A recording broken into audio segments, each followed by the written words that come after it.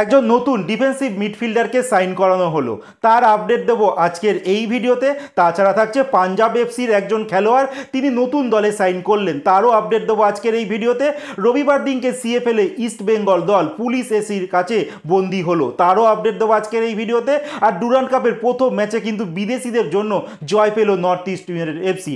সমস্ত খবর এক এক করে বলবো, তার আগে প্রতিদিনের মতো বলবো খেলার আপডেট খবর পাওয়ার জন্য আমাদের চ্যানেলটিকে সাবস্ক্রাইব করতে একদম ভুলো না। তো চলো শুরু করা যাক আজকের প্রথম খবর।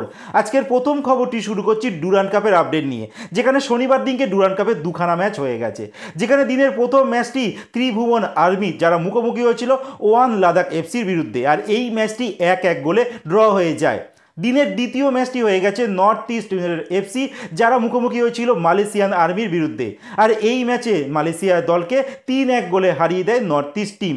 আর এই নর্থ ইস্ট টিমে মরক্কান খেলোয়াড় আলাদিন আজারে তিনি হ্যাটট্রিক করেন। তো আলাদিন লাস্ট ইয়ারে যেই ফর্মটা কন্টিনিউ করেছিল সেটা কিন্তু এই বছরও কন্টিনিউ রেখেছে। দেখা যাক যদি আইএসএল শুরু হয় সেখানে তিনি কেমন পারফরমেন্স করেন। এর পরের যে আপডেটটি দিতে চলেছি, রবিবার দিনকে সিএফএলে ইস্ট বেঙ্গল দল মুখোমুখি হয়েছিল তাদের সপ্তম ম্যাচে পুলিশ অ্যাথলেটিক ক্লাবের বিপক্ষে। আর এই ম্যাচে অনেকে প্রত্যাশা করেছিল ইস্ট বেঙ্গল হয়তো জয়লাভ পাবে। লাস্ট ম্যাচ ইস্ট বেঙ্গল দল বিএসএসকে 6-0 গোলে হারিয়েছিল, আর তার আগে ডার্বি ম্যাচে মোহনবাগানকে 3-2 গোলে হারিয়েছিল। বাট এইবার কিন্তু সেটা আর হলো না। ইস্ট বেঙ্গল দল ব্যারাকপুরের মাঠে আটকে গেল এই পুলিশ এসির কাছে, যেখানে তারা 2-0 গোলে পুলিশ অ্যাথলেটিক ক্লাবের কাছে হেরে যায়। যেখানে পুলিশ অ্যাথলেটিকের 11 মিনিটে আমিল নাইম গোল করেন, এছাড়া 75 মিনিটে উজ্জ্বল হাওলাদার গোল করে। তো আলটিমেট এই জয় নিয়ে পুলিশ এসি তারা গ্রুপ এতে 1 নম্বর পজিশনে পৌঁছে গেল। তাদের এই মুহূর্তে 7 ম্যাচ খেলে 14 পয়েন্ট রয়েছে, যেখানে উল্টো দিকে ইস্ট বেঙ্গল কিন্তু 4 নম্বর স্থানে নেমে গেল। তারা 7 ম্যাচ খেলে 11 পয়েন্ট সংগ্রহ করে রয়েছে।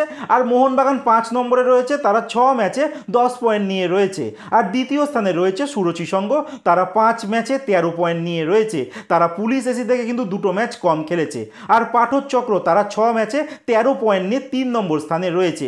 তো এই মুহূর্তে ভূমিপুত্রের জন্য কিন্তু কলকাতার বড় ক্লাবগুলোকে স্ট্রাগল করতে হচ্ছে। তো দেখা যাক আলটিমেট ইস্টবেঙ্গল, মোহনবাগান বা মোহামেডান স্পোর্টিং তারা কোথায় গিয়ে শেষ করে।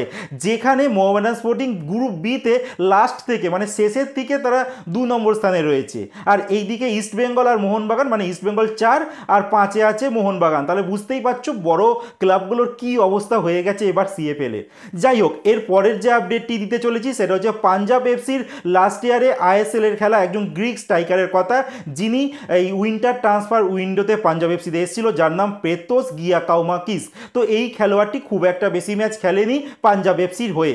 এবার এই খেলোয়াড়টির সঙ্গে চুক্তি ছেদ করে নেয় পাঞ্জাব এফসি। তো তিনি তার নিজের দেশ গ্রিসে ফিরে যায়। সেখানকার সেকেন্ড ডিভিশনের একটি ক্লাব আছে নিকি ভালাও এফসি, সেই ক্লাবে তিনি সাইন করে দেন। আর এই মুহূর্তে তিনি সেই ক্লাবের খেলোয়াড়।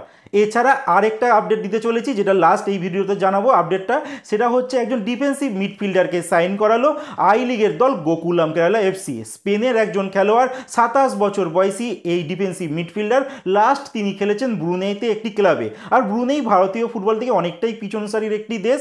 দেখা যাক ব্রুনেই থেকে খেলা একজন বিদেশি স্পেনের খেলোয়াড়কে নিয়ে এসছে, আর এই খেলোয়াড়টির নাম হচ্ছে লুইস হার্নান্ডেজ। তো দেখা যাক কতটা সাকসেস পায় আই লিগের দলে। তো আই লিগ কিন্তু হবে, আইএসএল হবে কিনা এখনো অবধি অনিশ্চয়তা রয়েছে। কিন্তু আই লিগের দলগুলো তারা বসে নেই, তারা এক এক করে দল কিন্তু সাজাতে ব্যস্ত রয়েছে।